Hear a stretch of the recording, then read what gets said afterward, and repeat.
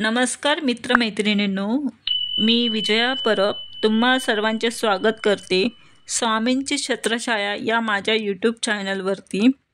नीताताई कुडाळकर मुंबई यांना स्वामींचा आलेला प्रत्यक्ष अनुभव किंवा चमत्कार। नीताताईंनी हल्लीच इंस्टाग्राम अकाउंट ओपन केले होते। त्यावर राहुल आर्ट स्टुडिओ पुणे यांचे देवी देवतांच्या मूर्तीला डोळ्यांचे लेन्स बनवण्याचे व्हिडिओ बघण्यात आले।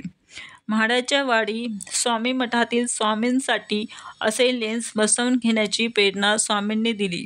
त्यानुसार स्वामींसाठी असे लेन्स बनवून देण्याची इच्छा राहुल दादांना सांगितली, पण अचूक माप नसल्याने राहुल दादा तयार नव्हते।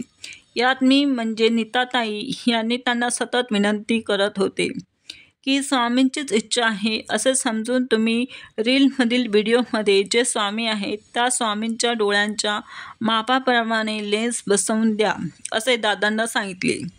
मला बोलायला तितकेसे आवडत नाही, जमतही नाही, त्यामुळे मी कोणाला फोन कमी करते, जास्तीत जास्त मेसेजद्वारा बोलणे होते।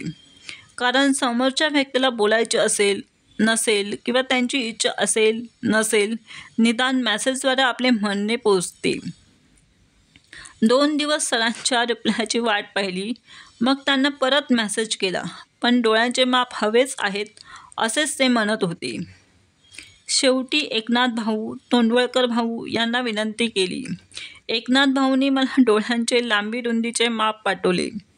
दुसऱ्या दिवशी तोंडवळकर भाऊंनी त्यांच्याकडे असलेले डोळ्यांचे लांबी रुंदीचे माप पाठवले।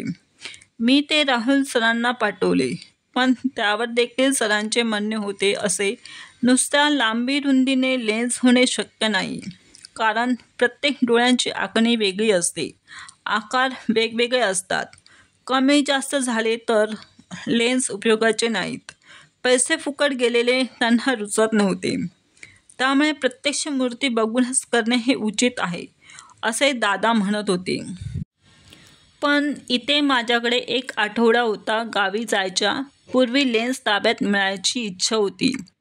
मग मी स्वामींनाच विनंती केली आणि राहुल दादांना मेसेज केला की तुम्ही स्वामींना विनंती करून तुमच्या अंदाजाने लेन्स बनवून द्या, पैसे फुकट गेले तर चिंता करू नका।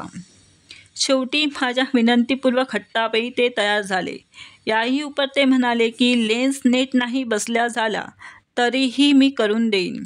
आत्ता महत्त्वाचा भाग काम सुरू होण्याचा आहे। या लेन्सच्या कामाबद्दल सरांनी त्यांचा अनुभव स्वतः सांगितलेला आहे।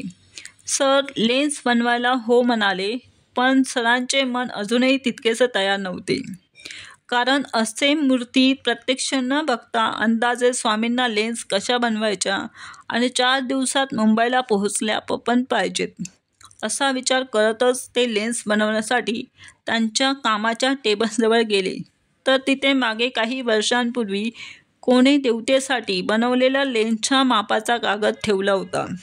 त्यांनी म्हटले, काही काम नाही, मग हा कागद असा बाहेर कसा आला? त्यांनी सर्वांना विचारले, हा जुना कागद बाहेर का आला? कोणी काढलेला का? किंवा कोणाचे काही काम होते का? घरातील मंडळींना पण विचारले, कोणी हा कागद बाहेर काढलाय का? तर सर्वांनीच नाही असं सांगितले।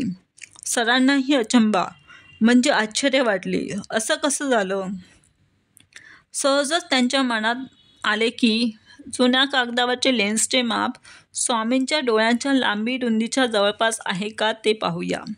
म्हणून मेजरमेंट घेतली तर काय योगायोग, ते माप चक्क आपल्या स्वामींच्या लेन्सच्या आवश्यक मापाचे होते। स्वामींची लीला अगाध आहे, त्यांनीच तो जुना मापांचा कागद बाहेर ठेवला आणि त्यांची लीला दाखवली।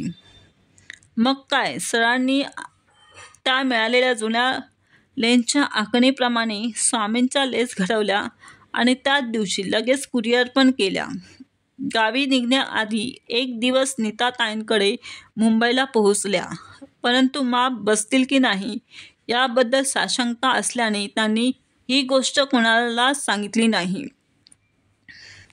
आत्ता गावी आल्यावर काय होईल याची चिंता मला होती। कितीही म्हटले तरी मनात थोडी भीतीच होतीच। गावडे काका माऊलींनी लेन्स दाखवल्या, त्यांना खूप आवडल्या। बस इथेच मन शांत झाले, काका माऊलींना आवडल्या म्हणजे काहीच प्रॉब्लेम नाही. काका माऊलींनी स्वहस्ते स्वामी माऊलींच्या मूर्तीला लेन्स बसवले. त्यानंतर स्वामींच्या मूर्तीत जो जिवंतपणा आला तो क्षण खूपच अलौकिक होता. स्वामींचे रूप अजूनच नेत्रसुखद दिसत होते.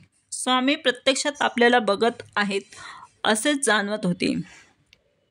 मनोमन स्वामींचे आणि काका माऊलींचे आभार मानले आणि त्यांना नमस्कार केला. खूप समाधान वाटले. लगेचच राहुल सरांना कळवले.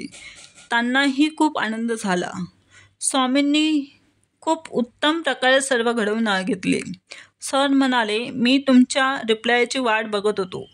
लेन्स कशा दिसतात, बरोबर झाल्या की नाही, आणि जेव्हा माझा रिप्लाय मिळाला की खूप छान बसल्या तेव्हा त्यांनी त्यांचा वरील अनुभव सांगितला.